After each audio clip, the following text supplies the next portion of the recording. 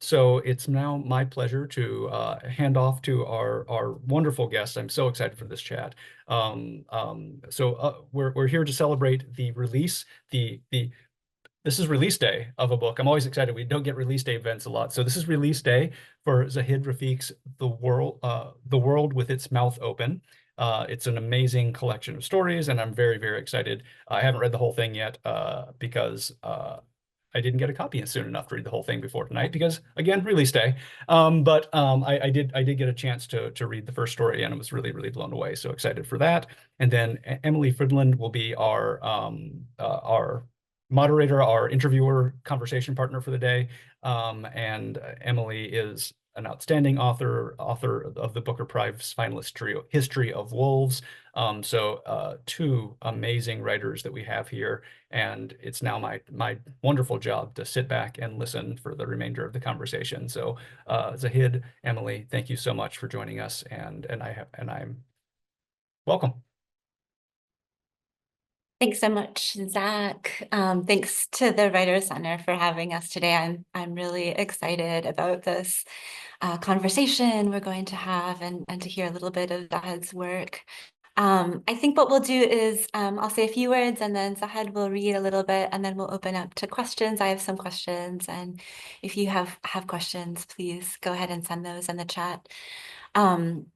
Okay, Zahid, it is such a joy to get a chance to talk to you today about your book, The World with Its Mouth Open.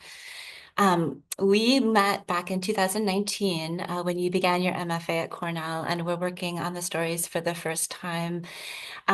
You at the time had an infant, right? And I had a toddler, and it was the pre-COVID days. In a way, that was a long time ago, and in another way, not so long, maybe, because there's so much of that early work that I see here in the book that you are bringing to all of us, revised and deepened.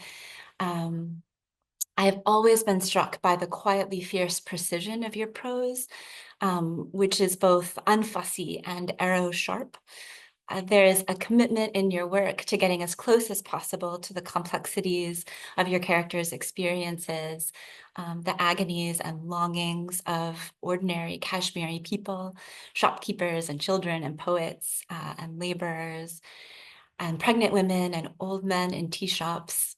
Given the context, given the threat of violence that runs through their lives, these are often stories of unspoken or unspeakable grief. I admire this unflinching quality to your work, your steady, gentle gaze, in part because there is so much tenderness in it and humor too. These are stories that refuse to ever treat a single character with anything less than dignity. They are stories that break your heart again and again, but not without relief. There's always this small chance that your characters might be recognized, really seen, often by strangers, and that possibility for human connection, however accidental and however fleeting and unexpected, is the axis around which so many of your stories turn. I'm thrilled and honored to get to talk to you about this book today. For those of you who are listening and maybe encountering Zahid's work for the first time, let me tell you just a little bit more about him. Before coming to fiction, Zahid was a journalist in Kashmir for several years, writing about conflict and life in Kashmir. He studied at Kashmir University and then earned a master's in journalism at Berkeley as a Fulbright scholar, and later a master's of fine arts in fiction at Cornell. The World with Its Mouth Open is his first book. Welcome, Zahid. Would you like to start by reading a little bit for us? Thank you so much, Emily. Thank you for the introduction, and thank you to the Writers Center for having me here. Thank you, Zach. And it's so nice to see lots of people. Some of them I know, some of them I don't, but it feels nice to be here, and thank you. So yeah, I can start by reading some of my work, and I can begin from this story called The House, and I'll read the opening of this story. It comes at the middle of the book. It's one of the stories in the middle. And let me get straight to it. The house.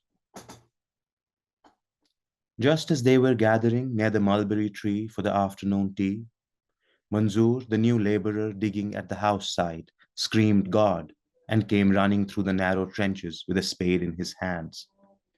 In 2 days of work, the head mason Abdur Rahim already knew Manzoor to be a talker and a work shirker, a white earphone always dangling near his ears.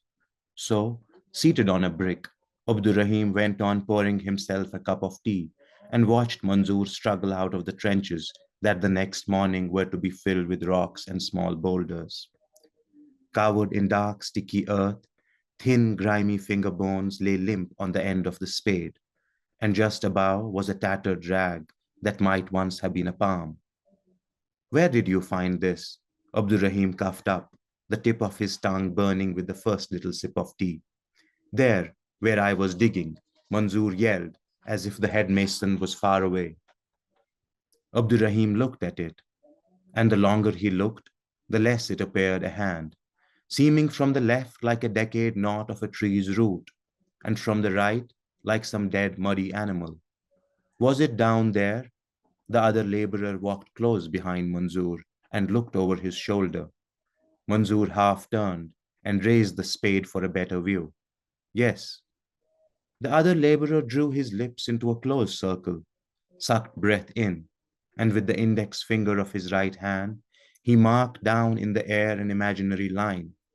It's been cut by a marble blade, he said. Someone I know got his hand cut just like that. His arm hurt for a whole year, but this hand has been cut all the way off. Why does it have only 4 fingers, though? Manzoor said. Look, the little one is missing. The little finger is there, the head mason pointed with his finger. It is the one before that that is not there. For a while they stood around it, looking and talking, till they saw, walking in through the large temporary tin gate, the owner of the house for which the foundation pit was being dug. The owner had just gotten off the phone with the architect, urging him to visit and see the digging one last time before the rock work would begin in the morning.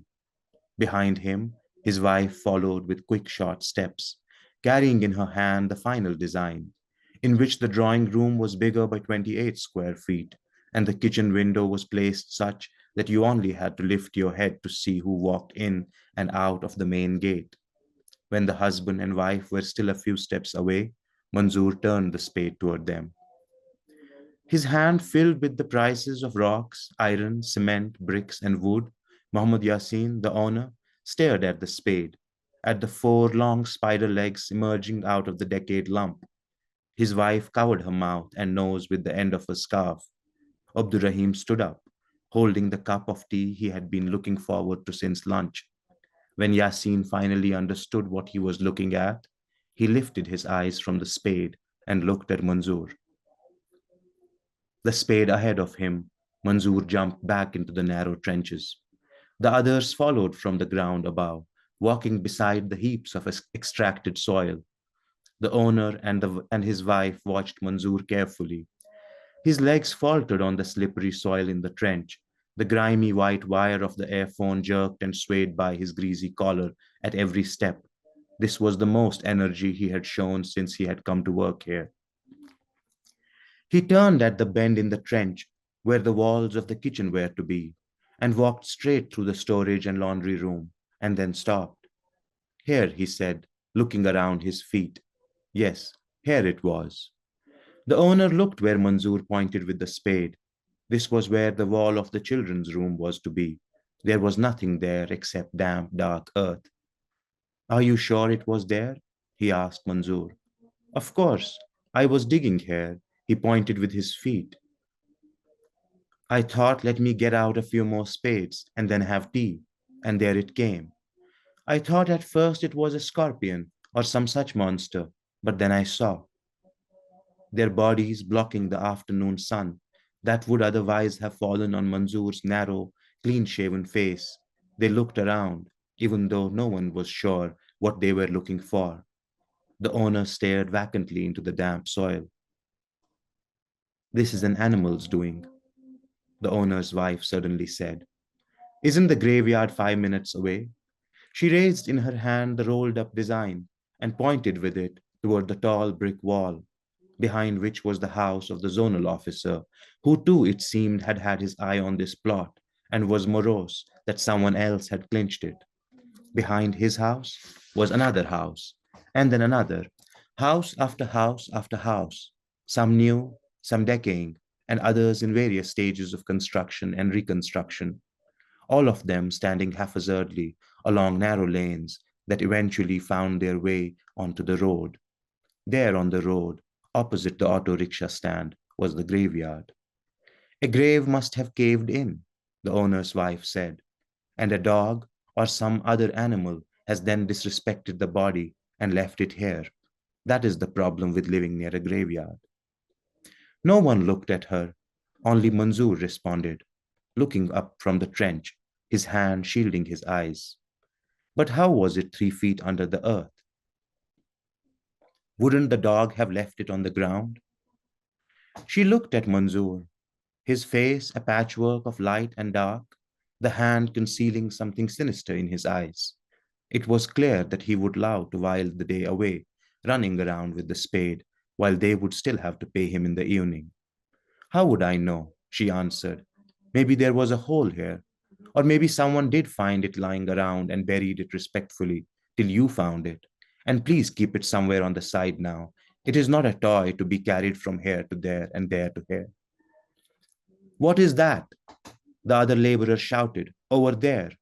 His eyes shocked round, his mouth open, he pointed between Manzoor's feet, and Manzoor staggered back so quickly that the hand slid off the spade. Where? Manzoor yelled. There.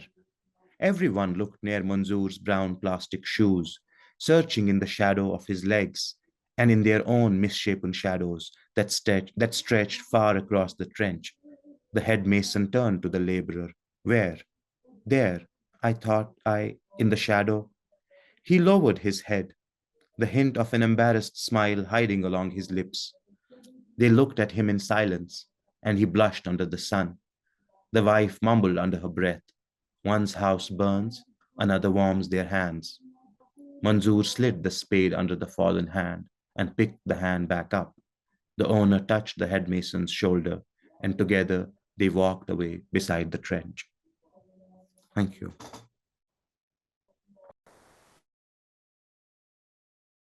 Thank you, Zahid. I love so much about this story. I think there's so much happening here.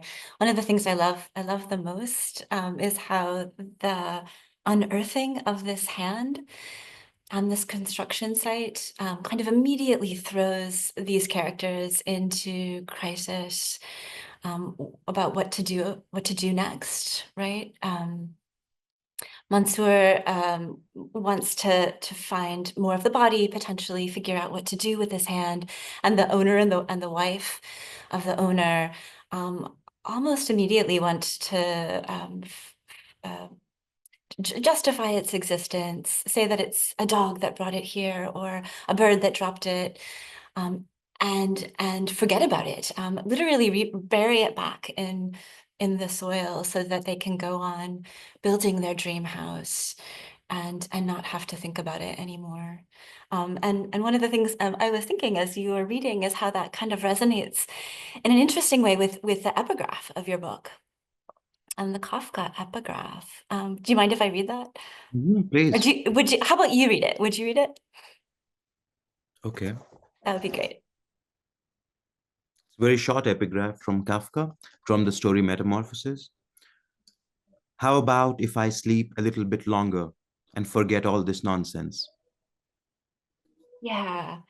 I'm thinking about the desire to forget, right? The desire not to have to see or look at the hand, the human hand that's found in this pit that's being dug for the foundation of the house, especially the wife and the owner.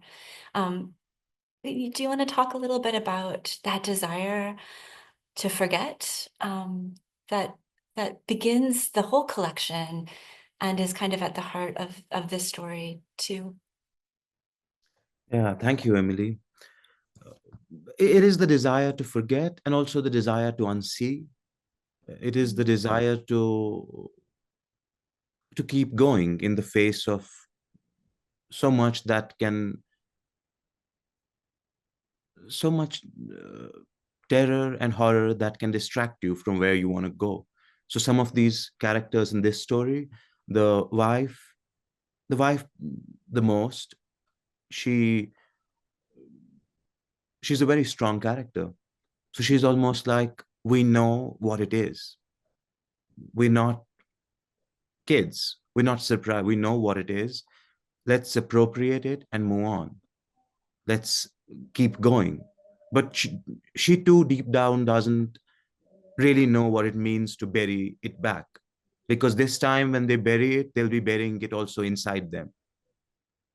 Now they can't just bury it back into the soil. It has to be buried inside. And they don't want their kids to know. They don't want their kids to come at that time. They just want, in a way, a normal life. And it's not possible here. In some way, this has happened. It happens. And so Manzoor is a laborer, but he has also no stakes. He can be as idealistic as he wants to be, and he is, in a way, idealistic. Mm. So there is the desire to unsee. Mm. But I think what I partly like, and what you mentioned when you read this story, was what I like most about this story is when the other person comes. There's another character comes in toward the latter half of the story. This man called the Tall Man, and why I like him, because he just came by himself into the story. I didn't ask him to come. He wasn't supposed to come. So the Tall Man came into the story, and he literally is the tall man. It's almost that everybody in this story can see only half of him. Metaphorically, they really cannot see who he is, and yet he has arrived. And so they have to deal with these two things. One is the mystery of the hand that they want to appropriate, and the tall man whom they can't comprehend. And he is very earthly, very normal, and yet almost beyond them. So it is this between the two of them. And they are smart. The wife is smart, but suddenly there is this person, and he confounds. The story confounds in his presence, and nobody is clear anymore. Yeah. Oh, I love that part of the story. I encourage everyone to take a look at this story in particular, because it's this wonderfully surprising moment in the mid story or towards the end, where this man arrives with the architect, right? The architect returns, and he just is literally looming over everyone else. And you keep repeating the phrase, the tall man, but he's never explained. His presence is never explained. It's not clear how he's connected to the architect or to anyone else. And there's a way in which he is this uncanny presence that almost seems to come out of this desire to forget, that can't be finally accomplished, right? The characters can't actually forget. The wife can't actually bury the hand fully. As you say, it will be buried within them. And it almost seems to sprout this tall, uncanny man who comes and walks in their presence and refuses to let them forget. It's a really stunning moment in the story. Thank you. Thank you. And the tall man also, right, speaks directly to Mansoor, right, and says, essentially, this is not, you're too good for this, right? Something to that effect, if I remember correctly. Yeah. He tells Manzoor in a way that it's not your problem. He tries to tell him that we have nothing to do with each other. You're fine. I come for the others.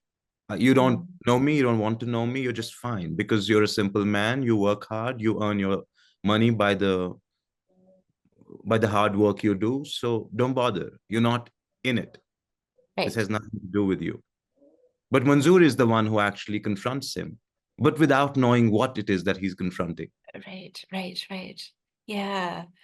Um, it gets me thinking a little bit about sort of ghosts in your stories in general, death in your stories in general. This story has that very explicit confrontation between these people building this house and this body that they find, or this hand of a body that they find.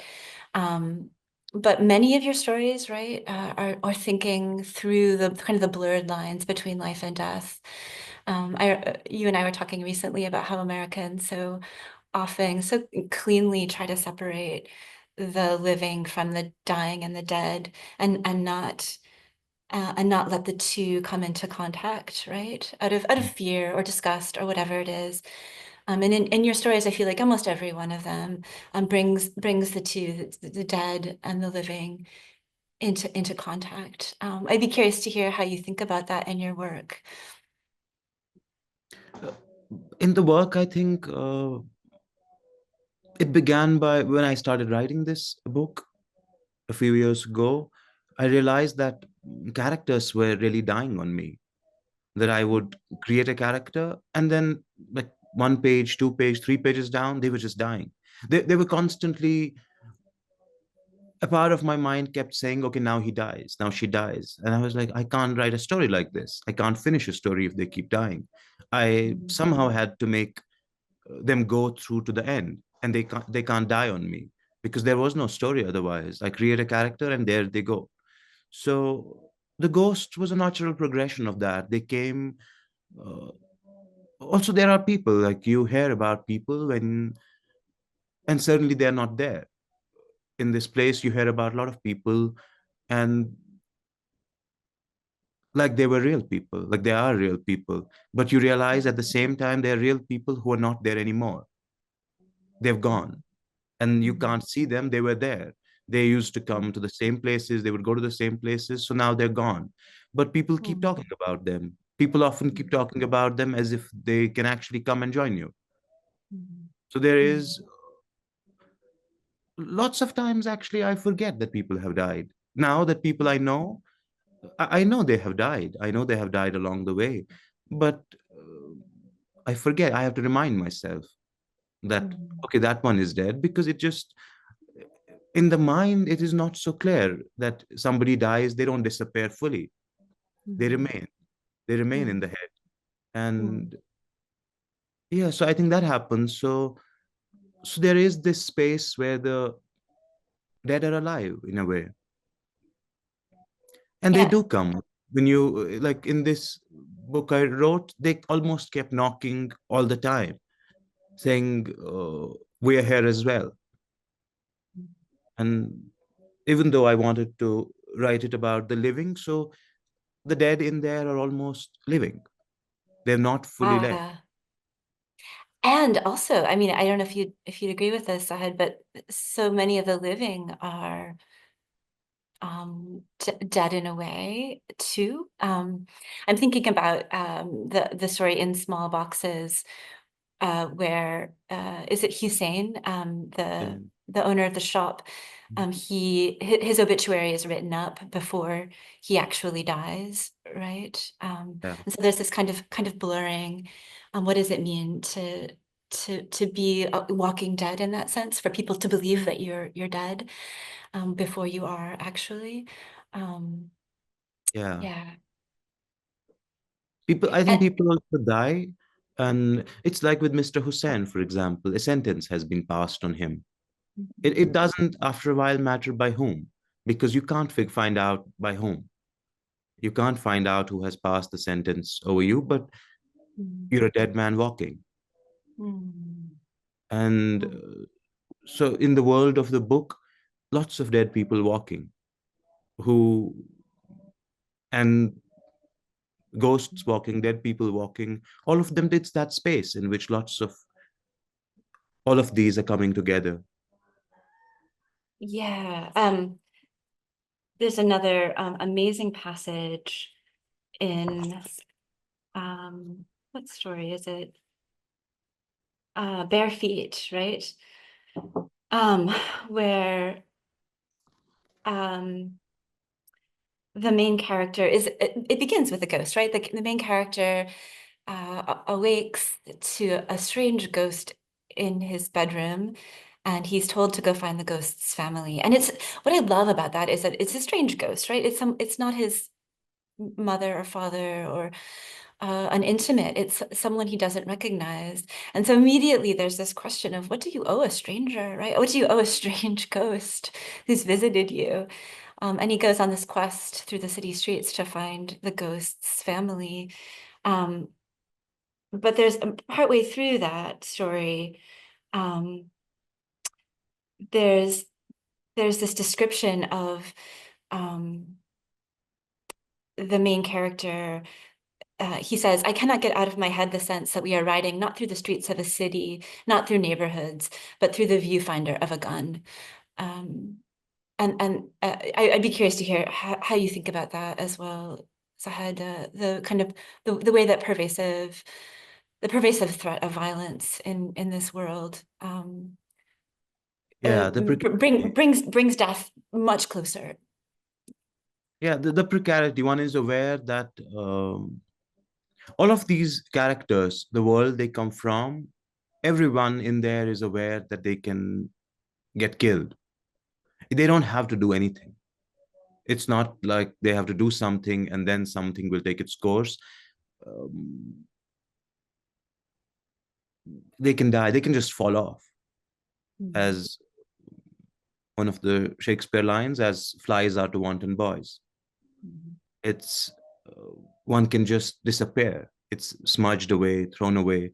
So he's aware of that, the narrator of that story. When he drives through that steep, when he returns, when he drives through it, he's aware that this is not merely a city, these are not streets. There is that they are driving not through the city, they're driving not through the streets, but through the viewfinder of a gun. Because he's aware of this gaze, of the gaze of death. And yet he must drive in. He can't fall off before he does. That is the fate of these people. They must keep going as long as they do. And they do keep going. They do keep going in whatever form they do. And sometimes even after they're dead, they keep going because they have, in a way, nowhere else to go. Yeah. Yeah, there's something insistent in these stories about that need, that requirement to keep going. I'm thinking too about the ways in which so many of these stories, I mentioned this in the introduction, kind of turn on characters persisting and at some point kind of coming into this really intense emotional contact with strangers that's fleeting and powerful. That's so many of the stories, there's something hopeful in that, but also so fragile, right? So the strange ghost who sends the narrator of bare feet out into the world, where he comes into contact with other, this dying old woman, for instance, and this small child, this girl, for instance. There's a real sense of contact that you're writing about that seems to matter. I'm thinking also of the first story, which is so beautiful, one of my favorites, The Bridge, where the main character is a pregnant woman who encounters the brother of an old friend on a bridge on her way home, and they end up going on an errand together to buy fish. And partway through, that man disappears on her, and she doesn't know what to do, whether to go looking for him or not. She goes to from bread shop to bread shop looking. Again, so many of the stories seem to turn on these small ephemeral connections with near strangers or strangers. And I'm curious how you think about that. What's important to you about that? Yeah, I like strangers. I think I love the idea because in some way we're strangers to people. I know people, like even the people I know very well. I'm very aware that in some ways, they're strangers to me. because there are parts that I don't know. There are things about them, the formative things I don't know. There are some things held so closely, guarding something so intimate, so close, that is so formative. And I don't know. And at the same time, the people I know or the strangers I meet at the same time in the city going around, it's hard to tell when people are telling the truth and when they are not. Mm. And yet one must uh, either believe or disbelieve them. And there is no knowing as such. We know the old maxim that if you know a person's story, uh, you might hate them less or something. But what if we don't know them? What if the Mm. fate is that in the absence of knowing, we have to Mm. do what we have to do? We have to choose without knowing. Knowing Yeah. is not a precondition for our actions. Mm. We can't know everything, we can't know everyone, and yet we must act. We have to act. We have to live a certain way. How is it that we live without, in the absence of knowing? That is one of the things I am interested in. That if I go about knowing everything or everyone, it's not possible. It's not even possible to know who is lying, who is telling the truth. And I mean close people. Mm. At some point, I just have to believe or not Yeah. believe. So Yeah. action and living in the absence of knowing. I'm interested in that. But this I am only speaking in the hindsight of having written this book. It's not like I thought I'm going to write this. It was only that once I wrote this and Mm. I had to do this talking a few times, I had to formulate sentences. So I came up with these. So, That's something that I find really interesting, Zahid. Because I agree. I feel like it can be incredibly hard to talk about what we intend to do as writers when we're writing. And it's only after things have been written and we're asked to answer these kinds of questions that you start to try to come up with answers for why you chose to do what you did. Uh, what has that process been like? I'm curious if you could tell us a little bit about that. Like, thinking about all of these stories that you've written over the last 5 years or so, what have you learned about yourself through the process of writing them and potentially through the process of finishing them? About yourself as a writer or about the world as you understand it? that I really don't understand it. I think that's a wonderful thing I've learned, that I don't understand it. And the things I thought I understood, I don't understand. So it's also liberating. It's also liberating to realize that I don't have to understand. If I haven't understood it so far, I might as well just not bother about it. I might as well just go on. And like, I've chosen to be a writer in some sense. And if it is a choice, it is. And I don't have to understand. I don't even have to understand my own stories. I like that. I think when I started Mm, writing, mm, the- one of the earliest questions I would have is this a story? It wasn't, is this good or bad story? It was simply, is mm. this a story? Is this what they call a story? And and then I thought, And okay, this is not, it doesn't matter. What can I do? This is what I've written, and this is what it is. ah, so you ask the question, is it a story? And then sort of refuse the question on some level. Like I don't know, I can't know. Yeah, because there was no way to know. Other people told me, either I think the close friends who read it, and they were like, yeah, this is a story, it's fine, it's all of that. But deep down, I kept, there was this sense of, also, you want to do something for a long time. So it's one thing, but when you do it, it's another. It's one thing. It's now has a shape, it has a form, it has a beginning, middle, end. Mm, And I was asking myself, is this it then? Is this it? And partly it was disappointing, but it was liberating. I think when you asked about finishing stories, to finish a mm, story was good, was very good, because it felt whole and mm. and true when it Was was true. was is there a story here that felt particularly hard to finish for you? Lots of them. The finishing was Mm, harder. Finishing is harder because uh, because there were these multiple influences. I wanted to say something at the end, and at the same time, I didn't want to say something at all. So it was between those two extremes of wanting to say and at the same time not wanting to explain or tie the ends. So I really wanted the story to give its own ending, to come out with its own ending, but it wasn't doing that, of course, all the time. Sometimes it did. Sometimes it felt true. For example, Bare Feet felt very true. It ended in a different way, but then I sat down again and suddenly it took this direction and it ended like this. And it was liberating. But at the same time, there were stories, for example, Dogs.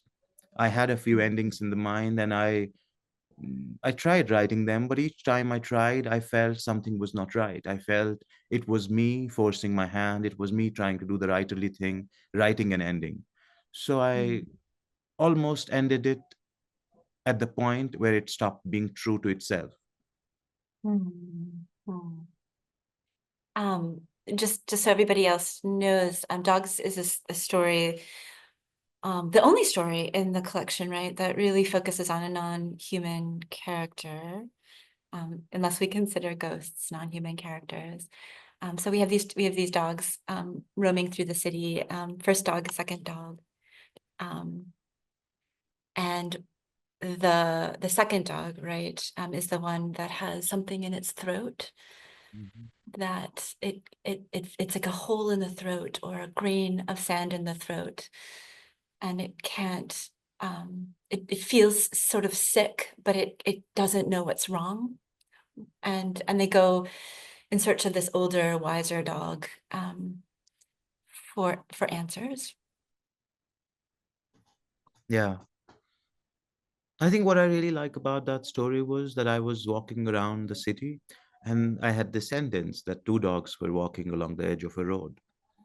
And I kept going about the city and I kept repeating the sentence to myself in my head, in my words. And I was driving, I was walking, I was having coffee, and I was saying, two dogs were walking along the edge of a road. And I liked it. And I was like, okay, what do they do then? So I think I remember it most vividly because it was the pretty much the last story I wrote in this collection. Dogs is the last story of this collection, so it is the last work from this one. So I remember it clearly, walking around with this sentence, not knowing if this will become something, and yet hoping it will. So following it, and I wanted to write about dogs because with humans, if it's a human story, there is this demand in our mind for a context of what is the historical context for these stories. But we are more gracious with dogs than we are with humans. So we're like, of course, dogs don't have a context. They are animals and they have a very limited world of context. So I wanted to go closer to that world without a context, or a context that has been forgotten, a context in which the main character has actually forgotten where they have come from, what is their context. They don't want to speak about it. They don't. We don't know if he remembers, if it doesn't remember, and yet he exists. Yet he exists in the blur of what its life is. But we don't have access to it, as we don't need to, I guess, because we rarely have access to another person's mind, and often that desire for access can be violent also, of wanting to understand, of wanting to enter. Wow, yeah. Yeah, there's a kind of projection of the self onto the other that can be aggressive for sure. Yeah, one of the things I think is interesting about what you're saying now is, we think about setting potentially as geography or historical context, right? And there's certainly a very specific geography and historical context for a lot of the stories in your work. Kashmir in relatively recent times. But also there's a way in which that idea of setting is maybe is essential, and also um, uh, uh, um, sort of seeps in on the edges of another way of thinking of setting, which is more in terms of kind of creating sites for your characters to express what's happening inside them, or to come into contact with one another. So many marketplaces, that construction site, right? I'm thinking of the mannequin, which this shopkeeper wants to return a mannequin that he feels like is mourning, has this look of anguish on its face. So he wants to return this mannequin, and he's carrying this mannequin back through the streets. So the immediate setting, the important part of the setting in all of these cases is the streets, the marketplace, the bridge, the construction site, and for the dogs, you know, this space where all the dogs meet under the tree where the old dog lives, right? I'm curious how you think, maybe you could talk a little bit about that, how you think about setting and the relationship of kind of the historical and the geographical to this kind of more structural sense of setting that might allow you to get the story that you want to tell. Yeah, I think a lot of it just is simply, I guess, how my mind works. It is Mhm. not so much. I think I go to the city, I run away from my life and go to the city almost every day of the week.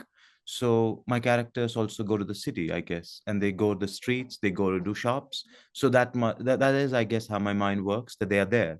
It makes sense that they're there because half of the day I am there. But on another note, it is, um, I almost wanted to, when I wrote this collection, when I started writing these stories, they are set in Kashmir. It's absolutely Kashmir. At the same time, though, I wanted to take almost Kashmir out of itself because the Kashmir I was a journalist in for a long time, when I stepped into it to write fiction, uh, it was not possible because history was overwhelming. The names of places were overwhelming. I would put somebody somewhere, and certainly they would be burdened by what had happened there. They would be burdened by all the weight. So, to free myself in a way and to free these stories, I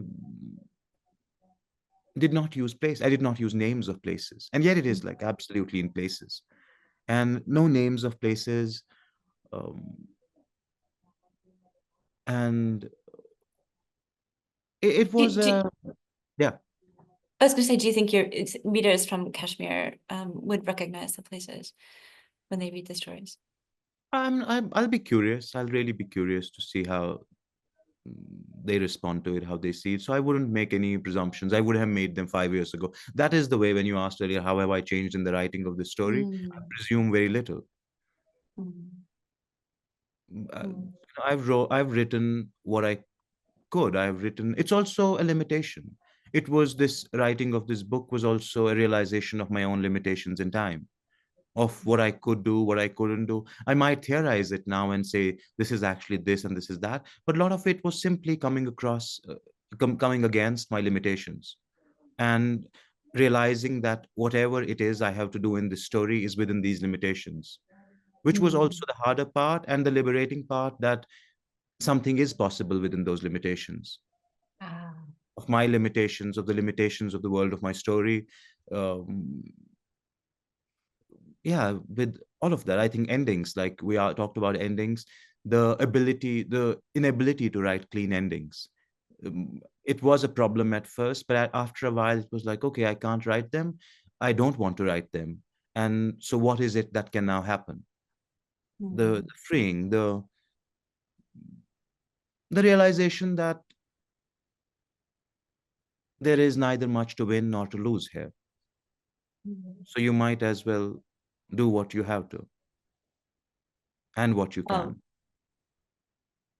I think from my experience as a writer and also in talking with lots of writers, endings are always really, really hard.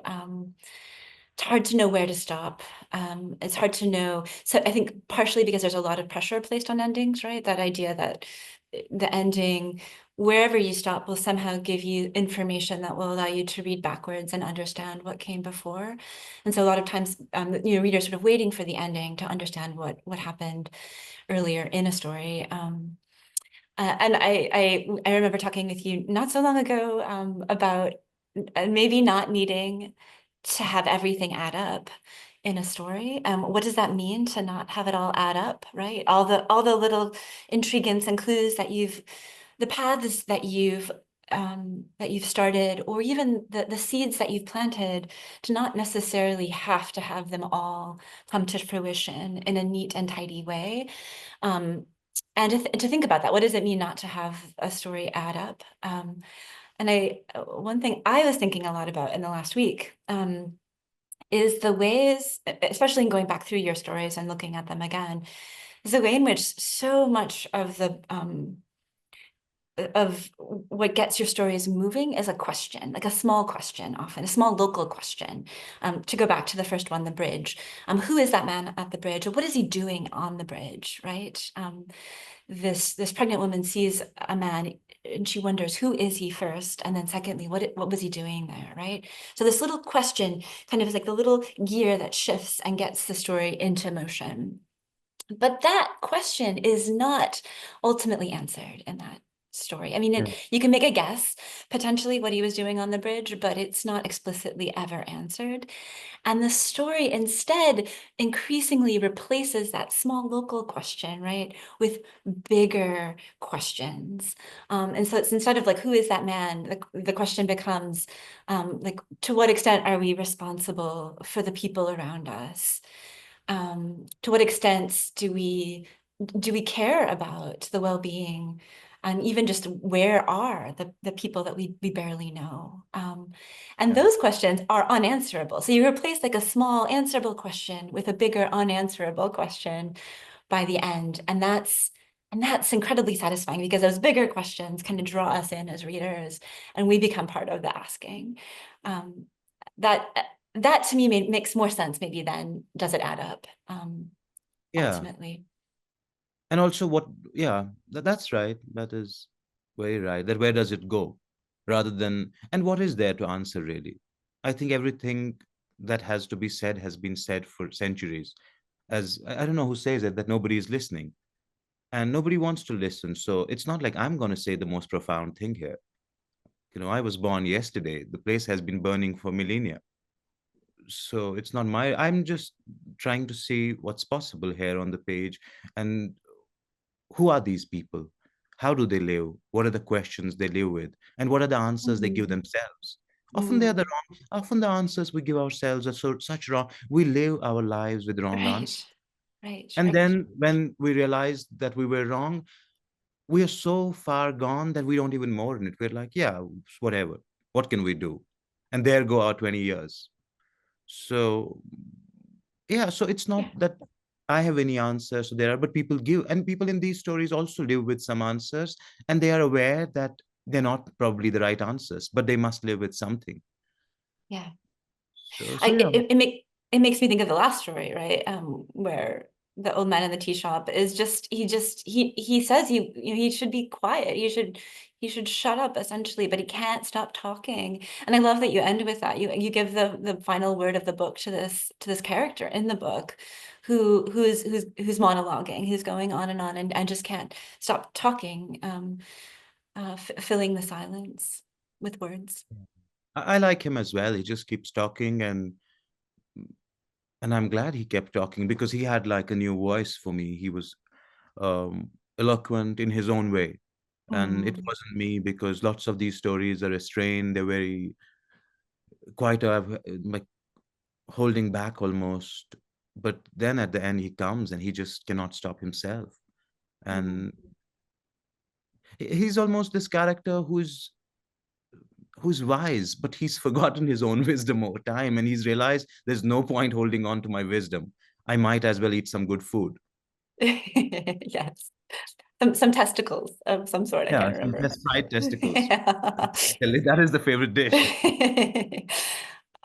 We have a couple of questions coming in. I'd love to see some more too, if anyone wants to write in a question.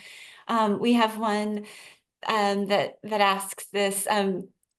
Zahid, could you speak to the way in which your work as a journalist and a witness to the world that for many in the West is not familiar shaped your writing in this collection? Yeah, I would say, and it's not just work. It's like I was a journalist for 10 years, and that was me. When I went somewhere reporting on something, that was me. That was whole of me. It was so it's the whole of me, in some ways informed and transformed. 10 years of life as a journalist, you've been to house after house after house, of death, of suffering, of horror, and it's hard to tell how does one is the practice of journalism. How does the practice of journalism inform the practice of writing fiction? But the more important question there is that who did I become in the process of writing the journalism, of doing the job? How did it change me? And is that me that writes the fiction? So that is the harder question. And that is the one uh, that's of the importance, whatever it is of. And in that sense, I think journalism did, because it took me out of my own little bubble in which I existed, and I would have existed had I not gone to journalism. I would not have met those. I would not have gone to those places, met those people, lived that life. It was also the living of a life of a bizarre life, if you think of it. Like in the morning I would go somewhere where 5 people have been killed, then afternoon I was meeting a big politician and they would invite me for lunch, and I had lunch there, and because I was hungry. And then in the evening I met another somebody who's something terrible had happened, and the night I was sitting with so it was a bizarre day. Often, a lot of times, it was the bizarre day, a whole range of emotions at the same time. And and yeah, so even then when I was a journalist, so I was thinking like a writer. So it's hard for me to answer that question, because they were not two separate things for me, really, because I was there. The work was different. The writing of the stories was terrible at times, because I was a newspaper reporter. I had to write 3 stories a day sometimes, and follow which political party is joining which other political party. Are they going for government formation? And I couldn't care less if they formed the government or did not form a government.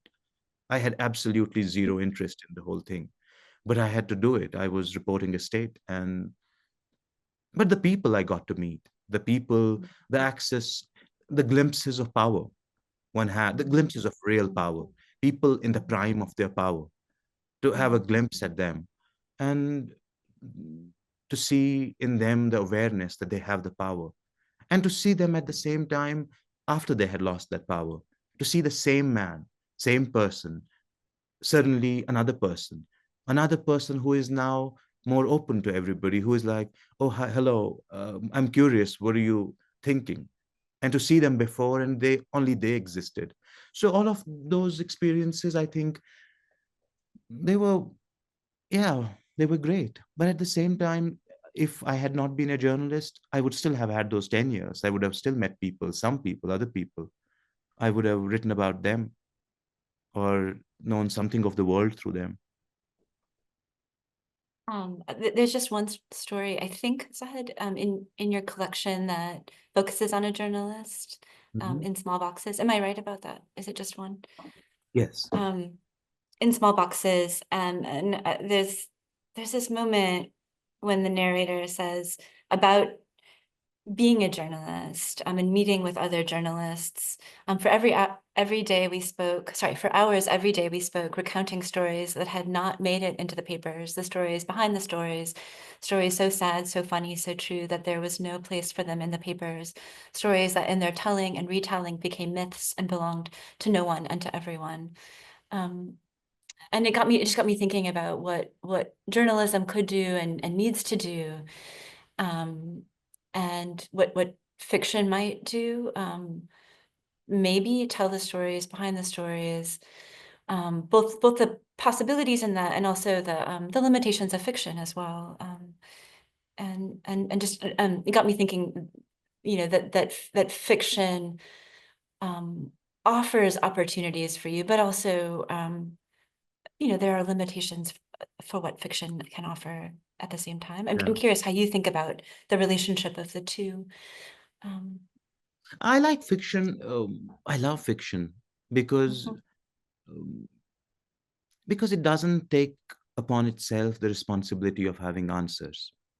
It is this very serious thing that does not take itself so seriously, because at its core it is aware that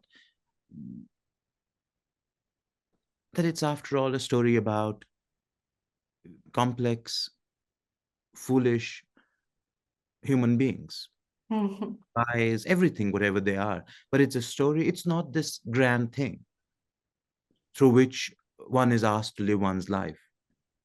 And I like that. I like about it the ambiguity. Because the Mhm. space of fiction is nothing if not the space of ambiguity. Absolutely, yeah. For I love people that. who want any certainty, the fiction is not for them. There is no, it is for people who in one moment can think one thing and suddenly in another moment they can question themselves. It is people who live in a space of ambiguity. I think they really come to fiction. Mhm. Because you read like a 600, often I read a 600-page book and I'm like, okay, what was it about? It's hard to sometimes even sum up like a whole book. Yeah, clearly an idea, but that idea is like 2 lines long. Did I Yeah, read a 600-page book for two lines? But the real experience of it is in the experience of going through it. yeah, yeah, It's not even what's going to happen next. It is what's happening now. In that sense, yeah, it is like yeah, life. yeah. Yeah, That the time that you live when you're inside a book. Yeah, and there are times when I'm here and I have this deep inner happiness, quiet happiness that I'm reading a book that is set in 19th century Russia. So I'm walking around, I'm eating food, that I have this inner happiness that I can return to Russia now. That Uh-huh. that that it is my choice, that I will go, sit down, open this book, and I will be in Russia. I will be with 4 different people, and they don't have to be these people with whom I'm living my life. There'll Yes. be other people. And the sorrow when you realize the book is done, and yes, you can go back and read it again, but it's not quite the same, and you have to say goodbye for a while. Like, this is, you don't have more of it to live. You have no more of that life to live beyond the end, the last page. But some of it lives in you. That's right. That's true. Some of it lives in you. I recently finished Brothers Karamazov. I had left it twice, and this time I said, if I leave it now, I'm not going to read it again. So that was the thing I told myself. So I was like, better go through to the end. So I did go through to the end, and I guess it lives in me. And I, like, as a writer, I think it will find its way back again. I will Mhm. arrive there. I will have to Mhm. take that junction of the Karamazov brothers. Mhm. Whatever happens with that, but it is inside me and I'll have to walk through it again. I can't, it's almost like I can't forget it now. Can Um, I take a few questions, Emily, here? Because I see some of the, like yeah, Alana, yeah. that's Alana writes a question when I said the take Kashmir out of itself. When I sent Alana, my Alana is an old friend. When I sent her my stories many years ago, she kept saying that these are not, but these are not Kashmir, these are not Kashmir. And then one day she said, it was she who said, oh, I understand what is happening here. You've taken Kashmir out of itself. And so she asks, can you speak a little further about this desire to take Kashmir out of itself? In the beginning, there was this pressure for representing Kashmir. She asks about for that.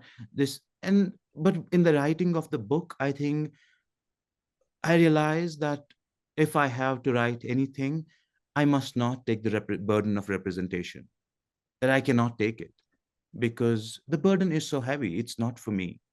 I'm not really the one who can take it. And I am a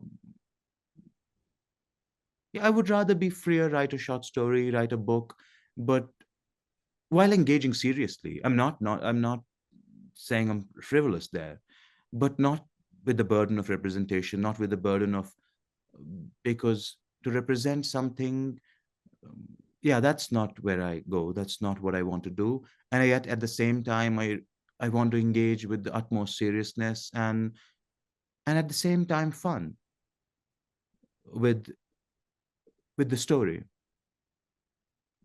I want it is the story that eventually I'm interested in, that what can this story become? In that sense, I guess I'm a fiction writer. And yeah. Do we have another question? Couple more. How about this one from Ellie? Is there a point for you where it takes off when you start to write something new, i.e. a point in the writing where you know you've got something? Yeah, I think that point I really look forward to. And that's the point, is when something happens that I didn't plan for, when something new happens, unexpected, when what I didn't know, what I was not expecting, when something like that happens, then I feel this is worth the trip, that this is worth anything at all. Because the rest of it is fine. I write the beginning, I'm writing sentence, I'm writing, trying to be clear, trying to move forward. But it's only at the moment when something unexpected, something new, uh, there's almost this moment when it's like you're rubbing two stones together, like an early man, and you're rubbing them together, and suddenly there's a spark. And that's when you have the hope for a fire. You talked before about the tall man as sort of a surprise for you, his arrival in the story. Are there other specific moments that just really surprised you as you were writing? Lots of them, I guess, almost in every story, I guess, in all of these stories. And that is the fun part of writing. Rest is just hard work. That is just pain. Those are the only moments that are like that. It's a moment of levitation, I would say. It's like when you are liberated out of yourself, when you almost feel free, when you can roam. And all of these stories, I guess, have that. For example, when Mr. Hussein's obituary is published, I didn't plan for it. I had absolutely no idea. There is a line in the story toward the first half, the end of the first section, when it says um, that I don't know why, something like, I don't know why, but that is the begin. It feels, now that I think about it, that feels the beginning of the terrible things that happened afterward. I had absolutely no clue what terrible things and what are. It was just a sentence. It was a sentence that seemed the right progression from the last sentence. And the moment I had that sentence, I went out, I came, I was like, okay, so that means something terrible is going to happen here. And then when the obituary is published, that was something I had absolutely no clue about. Also, with those kinds of details, you're almost afraid because they're so stupid, they're so silly half of the time, that you're afraid if they belong in the story. That, can you write something so stupid? Can a tall man really come into a story? And you ask yourself, what is this tall man? And I think it takes some bit of courage, I guess, writerly courage, to tell oneself that I don't care what this tall man means. The tall man has come in. Let us be brave enough to deal with them. Let's be brave enough to deal with this moment, and also to risk the risk of being stupid, the risk of sounding stupid. Of not making sense, of fearing that it doesn't add up, as we talked about Yeah. before. I also realized in the writing of this collection that all the parts that are silly, that's my real voice. All the stupid, all the moments when it gets stupid, that's me. That's real me. And at first I was like, you stay out, but later I was like, why don't you come in again? um, I think that's so interesting and wonderful. I think so much as I get older as a writer, so much of the time I think that that rather than, I mean, craft is incredibly important, and studying craft is wonderful and useful, but even more important is what you're describing, I think, developing the muscle of recognition, and so that when you see something surprising or interesting, something you care about as a writer, you can pursue it. And that is a muscle. It's a habit. It's a practice, and you have to strengthen it like anything else, right? And not be too afraid. So yeah, Because that's you're always on the edge of the stupid. It's like between profundity and stupidity. The best things are always on the edge of the stupid. I totally agree. Yeah. Yeah, you are like on one side is the profundity, on the other is stupidity. And you must walk. You can't say, I will not walk. And Yeah. that's the risk, I guess, that you will sound stupid as well. Yeah. And I mean, it's okay. the risk is kind of what makes it. I mean, if that man surprised you when you walked into the story, it's going to surprise the reader as well, right? And that's the risk that you run. Yeah, But that's the pleasure that you get, is that surprise as a reader, not knowing what he's about and why he's yeah. there. And a couple of people, I think, who read that story, who liked it, they said that the story was fine except for the man. We understood the rest of it. We didn't understand him. And I think the part of the story was that actually I don't also understand him. I do in some form, but like the rest of them do. But the point of Mhm. I think is also that sure you don't understand him and you don't understand the story in light of him, but that's fair enough. You don't have Mhm. Yeah. Zed, I'm looking at the time. It's 9:10. We've spent about an hour and 10 minutes. We yeah. have a question from Stuart that I think would be a great one to end on. Maybe he says it's a simple question, but I think it's a great one, potentially to end on. Unless anyone has anything else they would like to say, please send, if you have any other questions, please send them to the chat. But yeah, The cover of the book, Stuart asks, can you yeah. show the book and why the title? So yeah, this is the cover of the book. I really like the cover. It's beautiful and it's black. I like it. I like the minimalism of it. And and the title, I had a couple of other titles, but somehow they were not sitting right. This was again on the edge of stupidity, the world with its mouth open. But I was like, yeah, why not? If the whole book is on the edge of stupidity, this might as well be there. So it is this teacher who is uh, beating up a student for not studying, for not working, for not reading, for being this lazy guy. And at some point in the middle of this beating, the teacher tells the student, he holds him, and there is this moment, and there's silence, and he tells him, do you know what is waiting out there for you? Don't you know what is waiting out there for you? The world with its mouth open. And and the title comes from there. It's almost this, the characters in this story, this world itself is the characters, they are walking along the edge of something dangerous, something terrible, and they can fall down and it can swallow them up. And it is the precarity of living without power, of not having real power, of having agency, some bit of agency, but not real power, of the fact that you can be swallowed, you can disappear into something large, into something huge, monstrous, beautiful, inexplicable. And I guess that is when he tells him the world with its mouth open. A lot of these people, for example, one of the people who goes disappears, and he disappears out of the story. He disappears out of the woman's life whom he meets, and I think it's that it is from there I realized that this could be a title because it speaks so much to the book. There is a question a little further up here.